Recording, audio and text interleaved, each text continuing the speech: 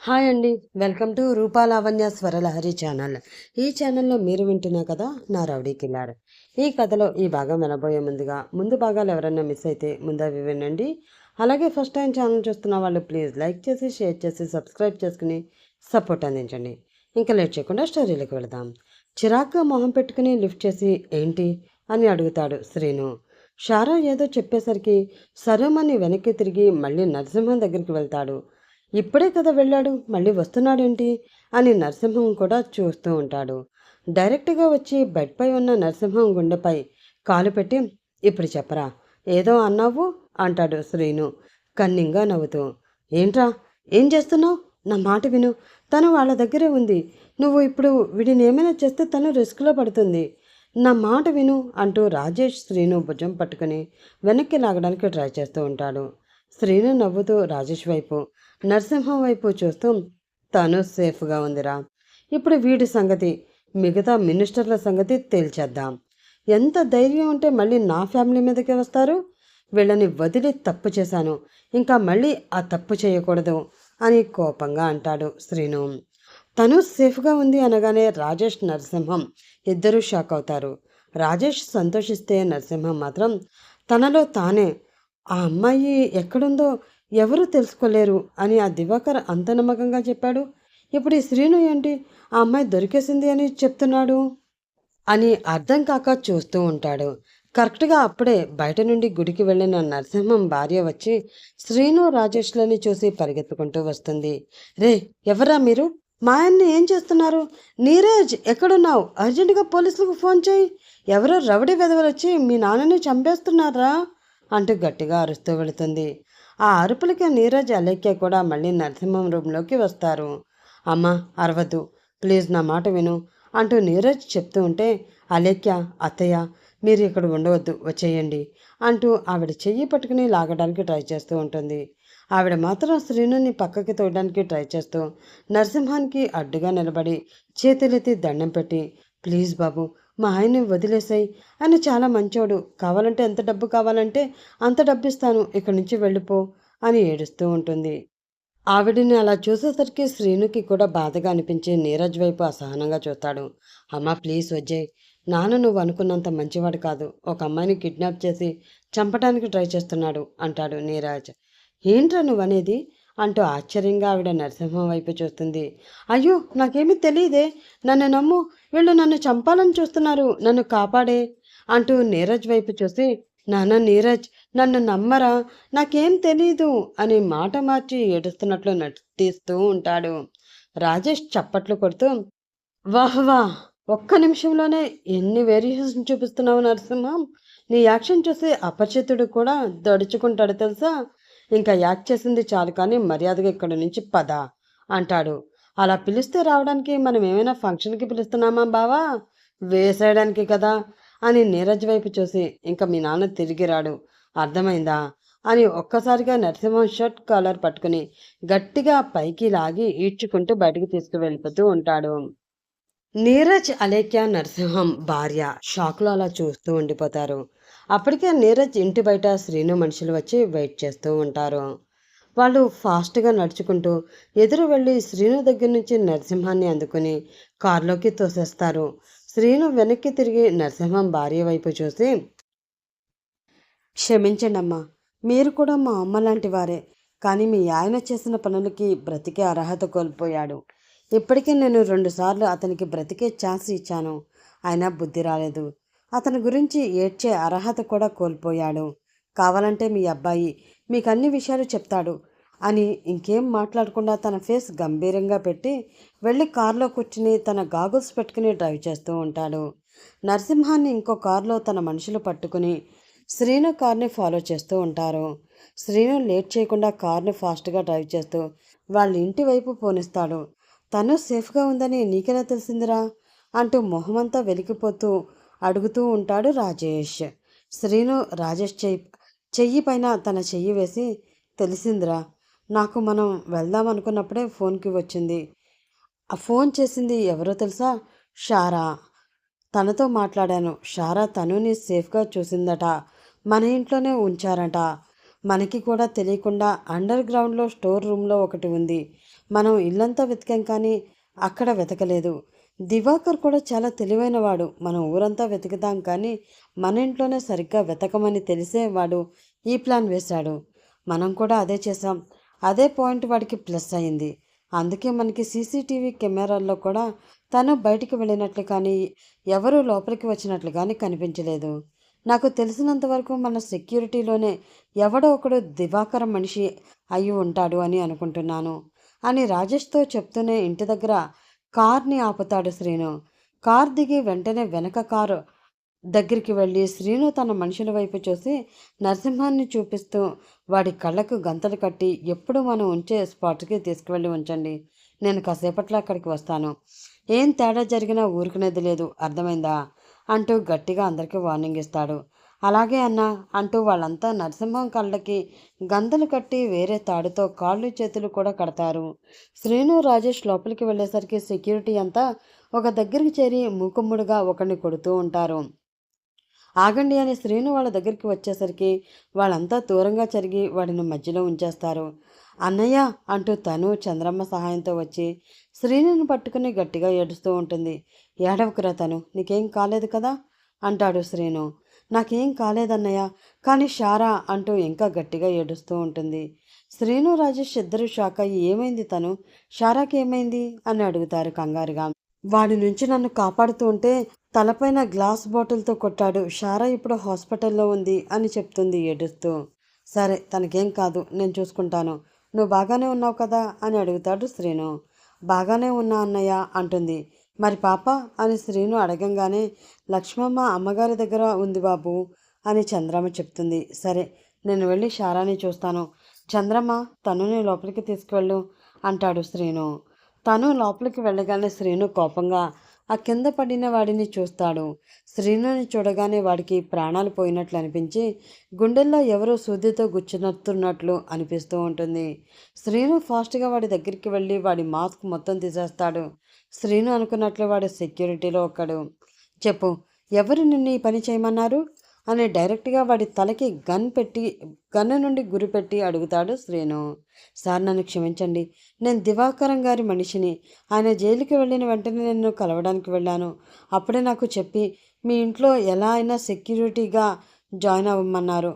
అంతా ఆయన చెప్పినట్లే చేశాను. ఒకవేళ నేను చేయకపోతే నా పెళ్ళం పిల్లల్ని వేరే వాళ్ళతో చంపించేస్తాను అన్నాడు. ప్లీజ్ దయచేసి నన్ను చంపకండి అంటూ ఏడుస్తూ ఉంటాడు. శ్రీను వెంటనే తన మనుషుల వైపు చూసి వీడి కాళ్ళు చేతులు కట్టేసి ఆ చీకటి రూమ్లో పడేయండి అంటాడు. ఎక్కడైతే తనుని కట్టేసి ఉంచాడో వాడిని కూడా అక్కడే పడేస్తారు శ్రీను మనుషులు. ఇప్పుడు ఏం చేద్దాంరా అంటాడు రాజేష్. ఆ దివాకరంకి కానీ మిగతా ఎక్స్ మినిస్టర్స్కి కానీ తను మనకి దొరికిన విషయం ఇంకా తెలియదు. ఈ సెక్యూరిటీ గార్డు నరసింహం మనకి దొరికిన విషయం కూడా తెలియదు. మనం వాళ్ళని అదే భ్రమలో ఉంచి వాళ్ళని పట్టుకుని వేసేయాలి. లేదంటే వాళ్ళతో మనకి ఫ్యూచర్లో చాలా నష్టం అంటాడు గంభీరంగా. మామూలుగా అయితే ప్రస్తుతానికి ఏం ప్రమాదం లేదు కదా, చంపొద్దురా అని రాజేష్ చెప్పేవాడు. కానీ తను కనిపించపోయేసరికి ఆ కాసేపట్లోనే తన ప్రాణం పోయినట్లయింది రాజేష్కి. అందుకే అవునరా వేసేయాలి నా కొడుకుల్ని. వాళ్ళకి ముందు ఫ్లైట్ టికెట్స్ బుక్ చేయమన్నాడు కదా, చేద్దాం అంటాడు రాజేష్. అలాగే ఆ విషయమే మర్చిపోయా, ముందు బుక్ చేద్దాం అని తనకి తెలిసిన బ్రోకర్కి ఫోన్ చేసి దివాకర్ పిఏ పంపించిన డీటెయిల్స్ అన్నీ అతనికి పంపించి టికెట్స్ బుక్ చేయమని చెప్తాడు. టికెట్స్ బుక్ అయిన వెంటనే ఆ డీటెయిల్స్ అన్నీ మళ్ళీ దివాకరం పిఏకి పంపించి తనుని విడిచిపెట్టమని మెసేజ్ చేస్తాడు. ఆ మెసేజ్లు చూసి శ్రీను రాజేష్ అనుకున్నట్లుగానే దివాకరం శ్రీనుకి ఫోన్ చేస్తాడు. ఏంటి, టికెట్స్ బుక్ చేసినందుకే మీ చెల్లిని వదిలేయాలా? అంత సీన్ లేదు. మేము ఇండియా నుంచి వెళ్ళేంత వరకు మీ చెల్లి నీ దగ్గరికి రాదు. మేమందరం రేపు ఎలాగో వెళ్ళిపోతున్నాం కాబట్టి ఈలోపు నీతో చేయించవలసిన పనులు చాలా ఉన్నాయి. అవేమిటో మళ్ళీ చెప్తాను. అందాక కావాలంటే మీ చెల్లి వీడియో పంపిస్తాను, చూస్తావా అని అడుగుతాడు దివాకర్. ఇప్పుడు వీడియో కావాలి అంటే ఆ సెక్యూరిటీ గార్డ్కి ఫోన్ చేసి తను వీడియో కోసం అడగాలి. అప్పుడు తను లేదు అని తెలిసిపోతుంది అని వెంటనే వద్దు, నాకు డైరెక్ట్గా మా చెల్లిని పంపించేస్తే చాలు, వీడియో ఏమీ అక్కర్లేదు, నేను నిన్ను నమ్ముతున్నాను అంటాడు శ్రీను. గుడ్, ఎంతటి వాడికైనా ఆ భయం ఉండాలి. నీలో ఇంతవరకు నేను అది చూడలేదు. ఇప్పుడు నీ భయం చాలా బాగుంది. అందుకే చాలా సంతోషంగా ఉంది. ఇదే మెయింటైన్ చేయి. రేపు నేను ఫ్లైట్ ఎక్కాక మీ చెల్లిని పంపిస్తాను. అంతవరకు పిచ్చి పిచ్చి వేషాలు వేయకుండా పని చూసుకో అని ఫోన్ పెట్టేస్తాడు దివాకర్. ఫోన్ పెట్టేశాక కోపంగా ఫోన్ నేలకేసి కొట్టబోతాడు శ్రీను. రాజేష్ రేయ్ బావా కంట్రోల్ అని చేయి పట్టుకుని ఆపగానే కామ్ అవుతాడు. ముందు షారాకి ఎలా ఉందో చూసి వద్దాంరా అంటాడు రాజేష్. అవును పద అంటూ తన మనుషుల దగ్గర ఏ హాస్పిటల్లో జాయిన్ చేశారో కనుక్కొని మళ్ళీ వెంటనే ఇద్దరు బయలుదేరతారు. శ్రీను 4 అడుగులు వేసి మళ్ళీ వెనక్కి తిరిగి, ఇంకా ఎవడైనా ఈ గ్రూప్లో ఆ దివాకర్ మనిషి ఉండి మేం వెళ్ళగానే వాడికి ఇన్ఫర్మేషన్ ఇచ్చాడో నరకం అంటే ఏంటో ఇక్కడే చూపించి చంపుతా వాడిని అని గట్టిగా అరిచి వెళ్ళిపోతాడు. అక్కడ ఉన్నవారందరూ భయపడి ఒకరి మొహాలు ఒకరు చూసుకుని డిశ్చార్జ్ అయిపోయి వాళ్ళ ప్లేస్లో నిల్చొని సెక్యూరిటీ డ్యూటీ స్టార్ట్ చేసేస్తారు. కారు ఎక్కుతూ బావా నాకెందుకో ఇప్పుడు తనుని వదిలి రావాలని అనిపించట్లేదురా. నేను తను దగ్గరే ఉంటారా ప్లీజ్ బావా అంటాడు రాజేష్. శ్రీను నవ్వుతూ అలాగే బావా, దానికి అంతలా అడగాల. షారా సంగతి నేను చూసుకుంటాను. నువ్వు చెల్లి జాగ్రత్త, నేను కూడా ఫాస్ట్గా వచ్చేస్తాను అని వెళ్ళిపోతాడు. నాతో ఇంకా ఏవో పనులు చేయిస్తా అన్నాడు ఆ దివాకర్. ఏమై ఉంటాయి అని ఆలోచిస్తూ డ్రైవ్ చేస్తూ ఉంటాడు శ్రీను. హాస్పిటల్కి వెళ్ళి రిసెప్షన్లో అడుగుదామని నడుస్తూ ఉంటాడు.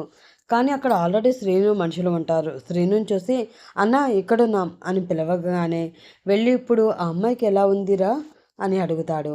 ఏమో అన్న, డాక్టర్ ఇంకా లోపల నుంచి బయటికి వస్తే కదా, రానేలేదు. నర్సులు మాత్రం ఠాగూర్ సినిమాలో హాస్పిటల్ సీన్ లాగా లోపలికి బయటికి తెగ తిరుగుతున్నారన్నా అంటాడు శ్రీను మనిషి. అసలు షారాకి ఆ అండర్ గ్రౌండ్లో ఒక రూమ్ ఉందని, అందులోనే తను ఉందని ఎలా తెలిసిందో అని దాని గురించే అలా ఆలోచిస్తూ ఉంటాడు. ఏది ఏమైనా తను దొరకడం నిజంగానే అదృష్టం. షారా లేచాక తనకి సారీ చెప్పాలి, అలాగే థ్యాంక్స్ కూడా చెప్పాలి అని డాక్టర్స్ వచ్చే వరకు ఉందామని అక్కడే కూర్చుంటాడు.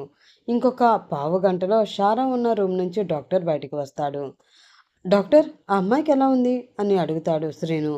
రూమ్లోకి రండి, కూర్చొని మాట్లాడుకుందాం అంటూ సెతస్కోప్ మెడ నుంచి తీసి రూమ్లోకి వెళ్తాడు డాక్టర్.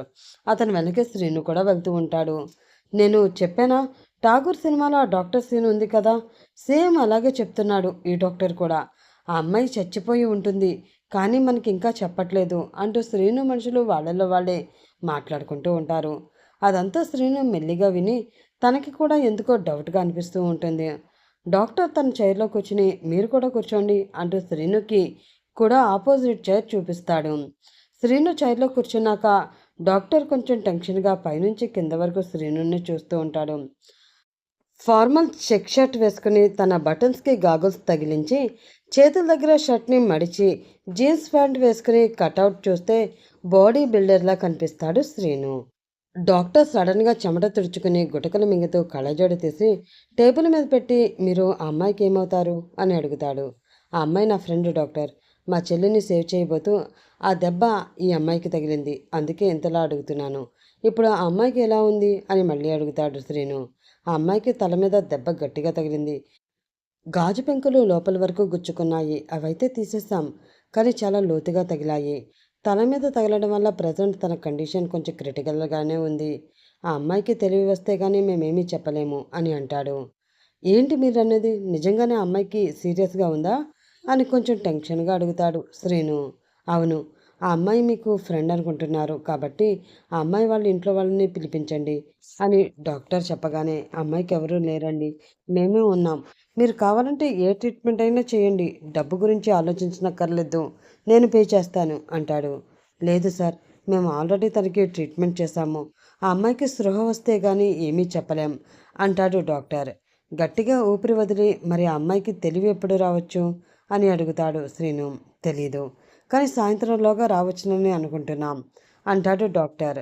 సరే డాక్టర్, ఏమైనా అవసరమైతే కాల్ చేయండి, నేను బయలుదేరతాను అంటాడు శ్రీను. వెళ్ళిపోతాను అనగానే డాక్టర్ ఫేస్లో కంగారు కనిపిస్తుంది. అది శ్రీను చూపు దాటిపోలేదు. నేను వెళ్తాను అంటే అతనెందుకు అంత కంగారు పడుతున్నాడు అని అనుమానం వస్తూనే ఉంటుంది. కానీ అడగకుండా డాక్టర్నే చూస్తూ ఉంటాడు. అదేంటి, మీరు వెళ్ళిపోతే ఎలాగా, పేషెంట్ దగ్గర ఎవరో ఒకరు ఉండాలి కదా, కాసేపు ఉండండి అంటాడు డాక్టర్. శ్రీనుకి ఇంకా అనుమానం పెరిగిపోతుంది. సరే డాక్టర్, నేను బయట వెయిట్ చేస్తూ ఉంటాను అని బయటికి వెళ్ళి అక్కడే కూర్చుంటాడు. ఇంకో 10 నిమిషాల తర్వాత నర్స్ షారా రూమ్లోంచి పరిగెత్తుకుంటూ వచ్చి డాక్టర్ రూమ్కి వెళ్తుంది. అరే చూడరా, నేను చెప్పినట్లే అవుతుంది. నర్స్ ఇప్పుడు పరిగెత్తుకుంటూ వెళ్ళిందా, ఆ అమ్మాయికి సీరియస్గా ఉంది అని డాక్టర్ని తీసుకువస్తుంది చూడు. మనం అడిగితే మీకు ఏ విషయమైనా డాక్టర్ చెప్తాడు అనుకుని పరిగెడుతుంది అని వాళ్ళలో వాళ్ళే మాట్లాడి నవ్వుకుంటూ ఉంటారు శ్రీను మనుషులు. రే, కామ్గా ఉండండి అని శ్రీను అనేసరికి ఇద్దరూ కామ్గా అయిపోతారు. కానీ వాళ్ళు చెప్పినట్లే డాక్టర్ కూడా పరిగెత్తుకుంటూ మళ్ళీ షారా రూమ్లోకి వెళ్తాడు. వెంటనే మళ్ళీ నర్స్ బయటికి వచ్చి ఇంకో ఇద్దరు నర్సుల్ని లోపలికి తీసుకువెళ్తుంది. శ్రీను మనుషులు ఇద్దరూ వాళ్ళలో వాళ్ళే నవ్వేసుకుంటూ ఉంటారు. సడన్గా డాక్టర్ బయటకు వచ్చి స్పెట్స్ తీసి, శ్రీను సార్, ఆ అమ్మాయి కండిషన్ సీరియస్గా ఉంది. మేబీ ఇంకో గంట బ్రతుకుతుంది అంతే, ఆ తర్వాత కష్టం అంటాడు. వాట్? ఏంటి మీరనేది? ఇప్పుడే కదా ఆ అమ్మాయికి స్పృహ వస్తే కానీ ఏమీ చెప్పలేమన్నారు, మళ్ళీ అప్పుడే సీరియస్గా ఉంది బ్రతకదు అంటారేంటి అని కోపంగా అడుగుతాడు శ్రీను. ఆ అమ్మాయికి ఇప్పుడే తెలివి వచ్చింది. మేము చేస్తున్న ట్రీట్మెంట్కి ఆ అమ్మాయి బాడీ సహకరించడం లేదు. తలలోకి గాజు పెంకులు చాలా డీప్గా దిగిపోయాయి. బ్లడ్ చాలా పోయింది. ఆ అమ్మాయి బ్రతకడం కష్టం. ఇంకో గంట బ్రతుకుతుందేమో అని డాక్టర్ కంగారుగా అక్కడి నుంచి వెళ్ళిపోతాడు.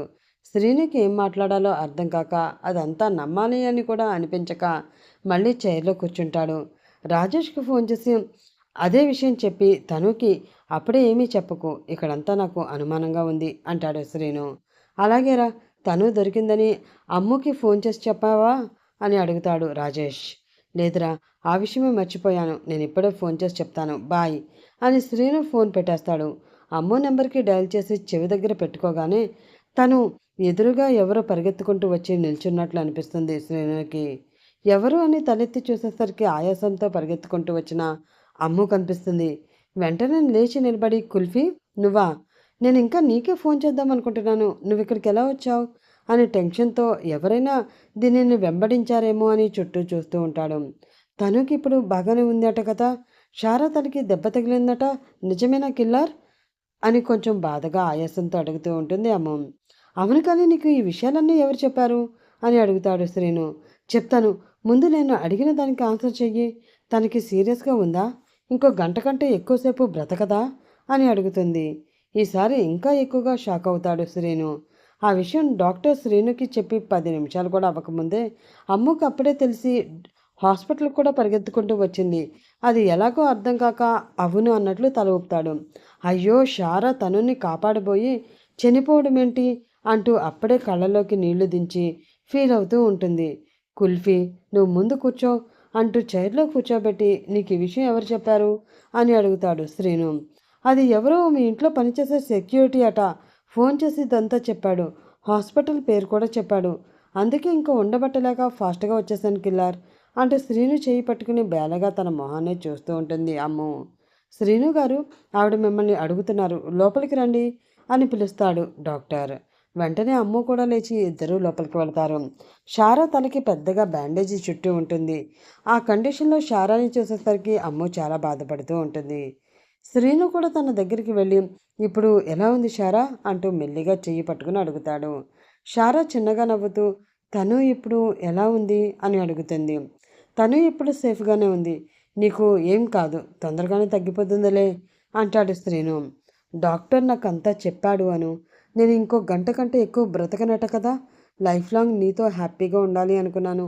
ఆ అదృష్టం నాకు ఎలాగో లేదు. అలాంటప్పుడు నేను బ్రతికి ఉండి కూడా వేస్ట్, చచ్చిపోవడమే బెటర్లే అంటూ విరక్తిగా నవ్వుతుంది. అలా చూసేసరికి పాపం అమ్ము కూడా జాలిపడి శ్రీను వైపే చూస్తూ ఉంటుంది. ఆ టైంలో శ్రీనుకి కూడా ఏం మాట్లాడాలో తెలియక కామ్గా ఉండిపోతాడు.